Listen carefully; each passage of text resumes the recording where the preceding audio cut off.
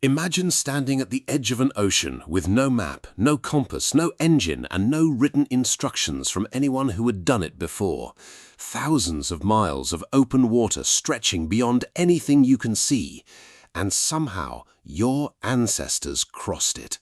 Not just once. Ancient humans crossed oceans, scaled mountain ranges, pushed through Ice Age tundra, and crossed deserts so lethal that modern travelers with full equipment still die attempting them. They did all of this using nothing beyond their own intelligence, their own bodies, and the knowledge their parents passed to them by demonstration. By the time ancient humans were done, they had reached every habitable continent on the planet. Every single one. What you're about to discover is not just a story about walking long distances. It is a story about one of the greatest feats of sustained intelligence and adaptation in the entire history of life on Earth. And it starts with something embarrassingly simple. Here is the real reason ancient humans started moving in the first place, and it has nothing romantic about it at all. They were hungry. Hunter-gatherer populations were not exploring for the thrill of discovery. They were following food, tracking animal herds as those herds moved with the seasons, moving toward areas where edible plants were fruiting or flowering, pulling away from areas where local food sources had already been stripped down by their own growing population. This created what researchers describe as a slow generational drift. A group might move only a modest distance during any single lifetime, maybe a few miles per year at the very edge of their existing territory, but compound that modest annual movement across 500 generations, across 1,000 generations, and the cumulative total distance covered becomes genuinely staggering. This is the key insight that most people miss when they imagine ancient human migration. It almost never looked like one brave individual deciding to walk from Africa to Australia in a single heroic journey.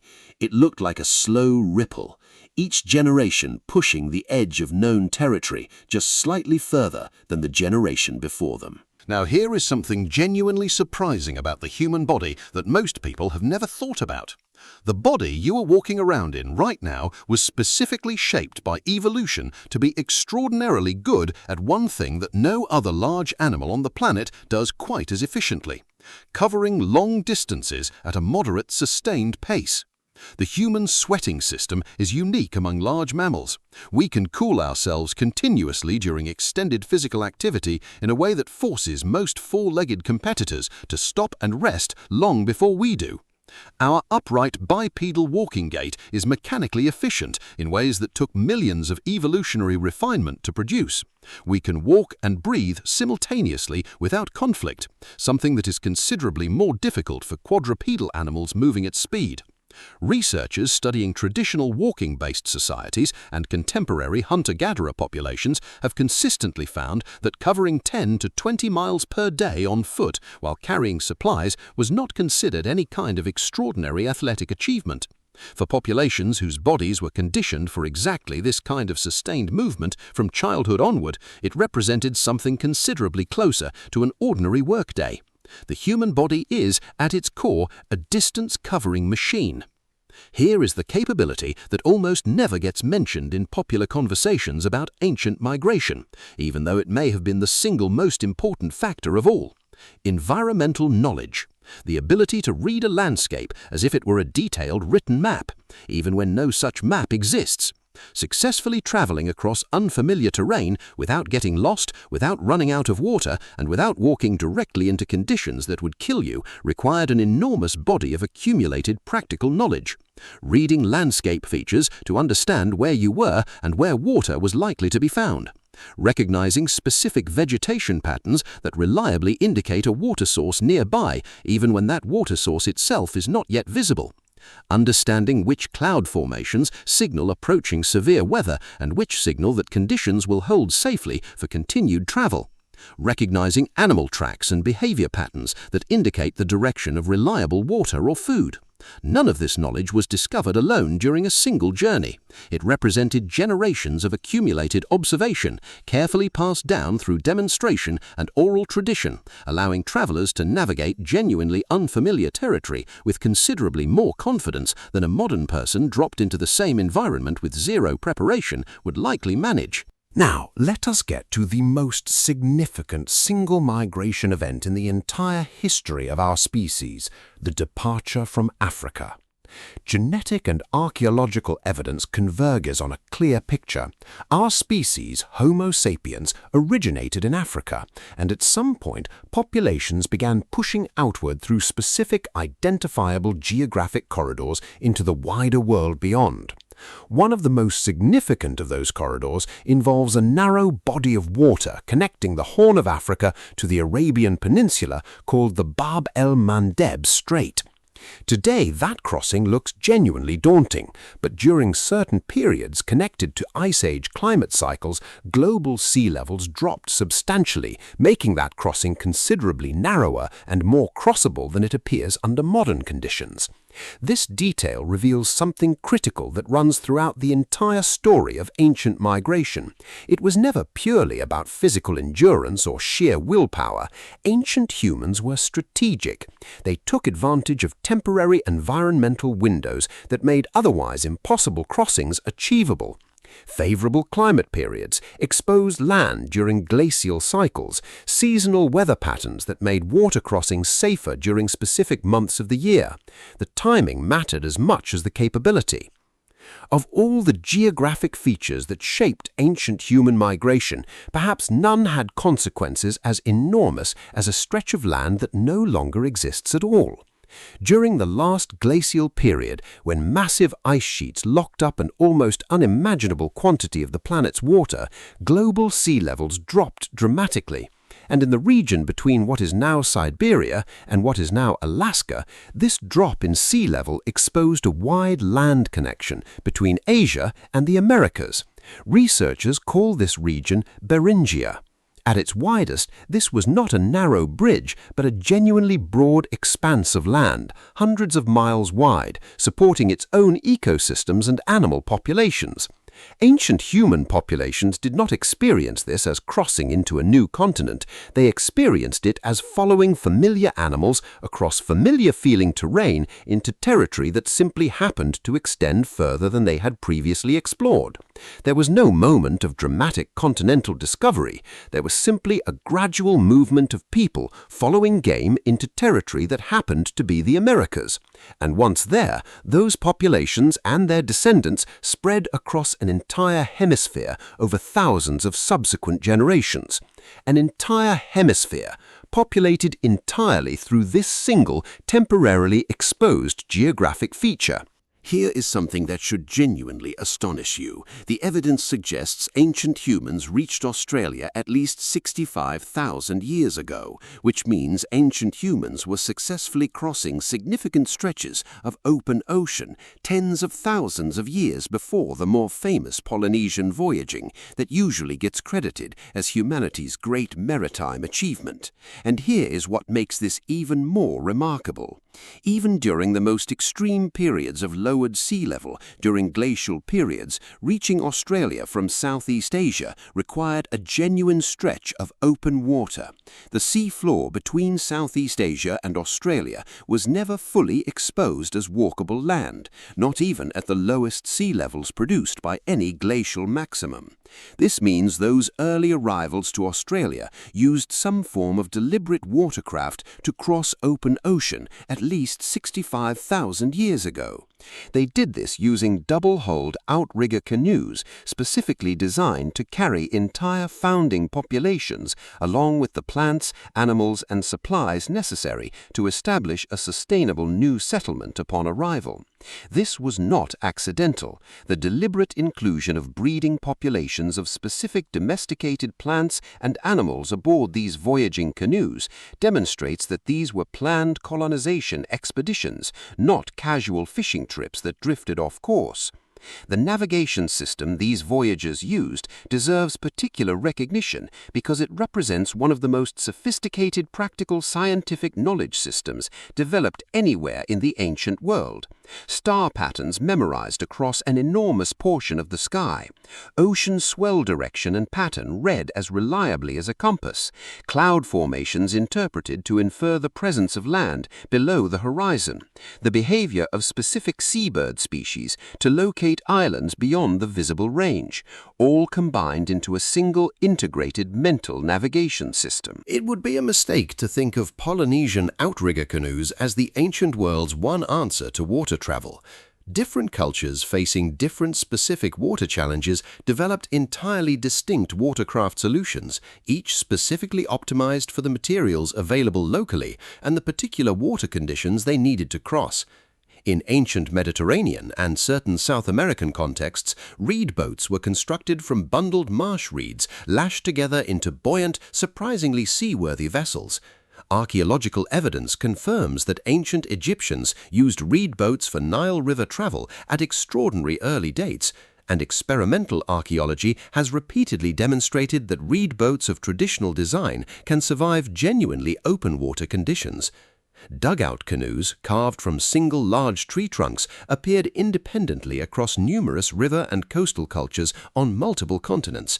They required no sophisticated joining technology, just patient, skilled work transforming a single piece of material into a watertight hull.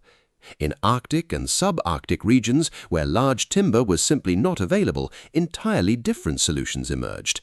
Skin-covered frame boats, using animal hides stretched over a lightweight bone or driftwood frame, produced vessels that were remarkably light, surprisingly durable, and specifically optimized for the cold water conditions of northern regions. Each solution independent, each perfectly adapted to its specific local challenge. For most of early human history, everything that needed to travel had to be carried on a human back, which placed real hard limits on how much equipment, food, and trade goods any group could realistically transport across long distances. Then something changed. Ancient humans figured out how to take advantage of animals they had previously only hunted for food and began instead to make those animals do the carrying. The domestication of pack animals, horses, camels, donkeys, and in South American contexts, llamas, fundamentally transformed the speed and carrying capacity of ancient overland travel.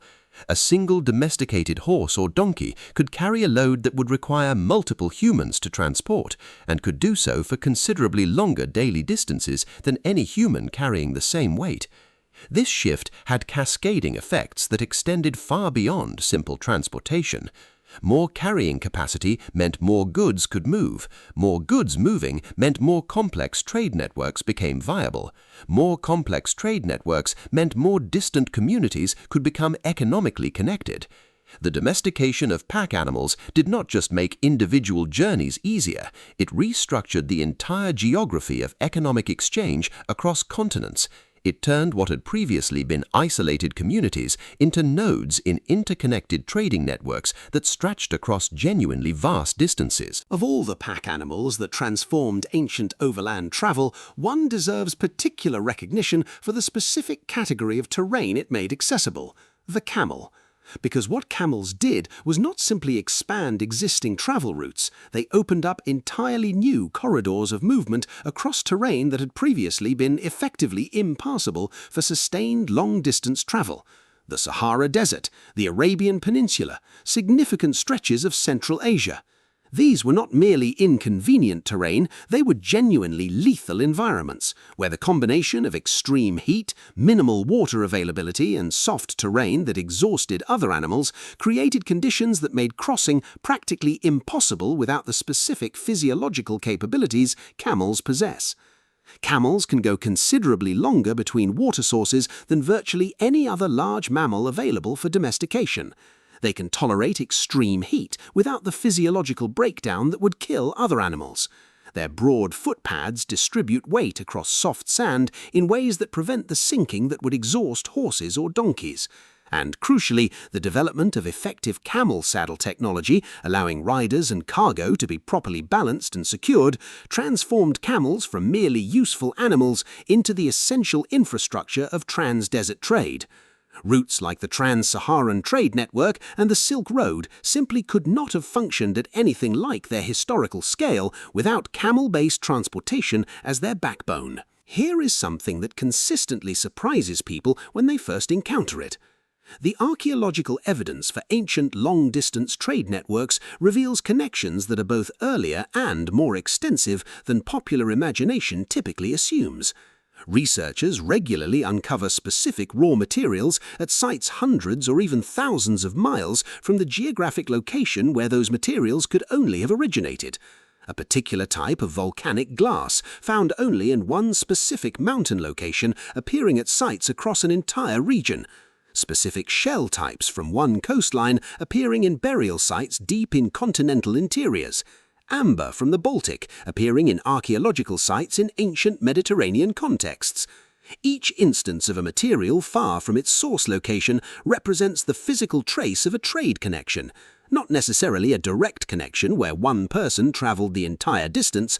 Far more often, the evidence reflects a chain of exchanges, goods passing through multiple hands across multiple communities, none of whom necessarily had direct contact with the original source or the ultimate destination. This model of chained, indirect trade extended the effective reach of ancient exchange networks far beyond what any single long-distance traveler could accomplish alone. And the picture that emerges when all this evidence is assembled is of ancient communities that were considerably more economically connected, considerably earlier than the simplified historical narrative of isolated, primitive populations typically suggests. When we picture ancient travel, we tend to imagine overland movement through open terrain. But there is a travel corridor that was arguably just as important, possibly more so, in connecting ancient communities and enabling long-distance movement. Rivers. Rivers offered ancient travelers a combination of advantages that no overland route could match. A reliable, predictable water source that solved one of the most critical survival challenges of long-distance travel, terrain that was consistently easier to follow than the dense forest, rugged mountain or unpredictable swamp that might surround the river on either side, and once watercraft technology developed sufficiently, the ability to cover distance with dramatically less physical exertion than walking the equivalent distance overland. Moving downstream with a current is fundamentally different from walking against terrain, and the major river systems of the ancient world, the Nile, the Tigris and Euphrates, the Indus, the Yellow River, the Congo and the Amazon, served functions that went far beyond simply supporting the agricultural civilizations we typically associate with them. They functioned as genuine transportation arteries, allowing people, goods and ideas to move efficiently along their length, connecting communities into far more integrated regional systems than purely overland travel alone could have sustained. Some of the migrations ancient humans accomplished required overcoming environmental conditions that were not merely difficult but genuinely lethal without exactly the right preparation. The populations that eventually settled the Arctic and subarctic regions faced challenges that made every other environment discussed so far look relatively hospitable by comparison. Extreme cold, capable of killing an unprepared person within hours, limited food availability during significant portions of the year when the land was locked under ice and snow, travel conditions where a single equipment failure could cascade rapidly into a fatal situation. Successfully living in and moving through these environments required a complete and highly specific package of technological and knowledge capabilities, effective insulation clothing, shelter that could retain heat in extreme cold, fire-making capability reliable enough to function in wet and windy conditions, and food preservation techniques that allowed caloric stores to carry a community through periods when fresh food was simply unavailable. But these communities did not just survive in the Arctic, they developed travel technology specifically optimized for it that gave them genuine mobility advantages in their environment. The sled, particularly when paired with domesticated dogs specifically bred and trained for pulling, represented a genuinely transformative innovation, allowing efficient movement and supply transport across snow and ice terrain that would make standard walking completely impractical. Here is a practical challenge that gets almost no attention in casual discussions of ancient travel, but may have been as critical as any technology or physical capability we have covered so far. Water. Specifically, how ancient travelers managed their water supply during long journeys through arid environments. A human being can survive weeks without food, but only days without water. And in desert or dry terrain, the gap between a reliable water source and the next one could easily exceed what an unequipped traveler could bridge. Ancient travelers did not simply hope to find water. They developed specific technologies for carrying it and specific knowledge systems for locating it. Water storage solutions varied by region and available materials. Treated animal skins, which could hold water without significant leakage if properly prepared. Specifically shaped gourds, selected and cultivated partly for their water-carrying properties. And eventually ceramic vessels, engineered to minimize water loss during extended dry region travel. But technology alone was not sufficient. The knowledge of where reliable water sources existed along established travel routes, specific springs, seasonal pools, vegetation patterns indicating subsurface water, was often more valuable than any carrying technology. This knowledge, passed down across generations as essential memorized information, frequently represented the genuine difference between a survivable journey and a fatal one. Here is something that often gets lost when we romanticize ancient migration as individual heroic achievement. Almost none of it was individual. Long-distance travel into unfamiliar territory was almost certainly a fundamentally social activity, requiring real group organization, shared decision-making, and coordinated cooperation among multiple individuals with complementary skills. Consider what a successful long-distance migration actually required in practice. Someone who understood the route and the terrain, someone with strong navigation capability, someone with effective hunting skill to provide food along the way, someone with medical knowledge to handle injuries and illness in the field, someone capable of making and repairing equipment when it failed. And these were not the same person. These were complementary specialists whose combined capabilities made the group collectively capable of something none of them could have accomplished alone. The social bonds within a traveling group, the trust built over years of shared experience, the established hierarchy that allowed quick decisions without destructive conflict, and the collective commitment to the group's shared goal were themselves a form of essential travel technology, just as important as any physical tool or navigational technique. A group of strangers with no established social structure attempting a major migration would face entirely different odds than a cohesive community group with years of shared experience and established cooperation. Here is what the story of ancient human migration actually tells us about the nature of human capability when you pull back from the individual achievements and look at the pattern underneath them all. Ancient humans succeeded at something this extraordinary, not because they were exceptional individuals with superhuman abilities. They succeeded because they were systematic, because they were patient, because they accumulated knowledge and transmitted it reliably across generations, because they adapted their technology, their routes and their strategies to fit the specific demands of each specific environment they faced.